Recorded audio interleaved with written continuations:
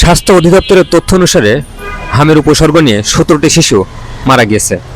এটি বাংলাদেশের জন্য একটি রেকর্ড। এবং 2 জন শিশু অরিজিনাল তারা হামে আক্রান্ত হয়েছিল এবং 15টি শিশু হামের উপসর্গ নিয়ে মারা গেছে।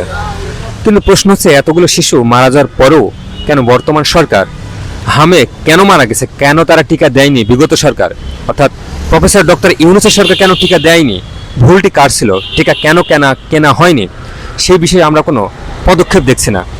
তাদেরকে ছাড় দিয়ে চলেছেন। কেন ছাড় দিয়ে চলেছেন? এই মৃত্যুগুলো কি মৃত্যু নয়?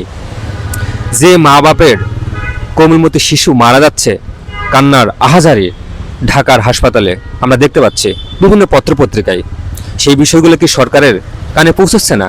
বা সরকার একটি ইনভেস্টিগেশন করার চেষ্টা চালাচ্ছে না? অবশ্যই যারা দায়ী তাদেরকে শাস্তি নিতে হবে, কারণ বাংলাদেশে তো অনেক বিচার চলছে। এই বিচারটি কেন করা হচ্ছে না? তদন্ত কেন করা হচ্ছে না?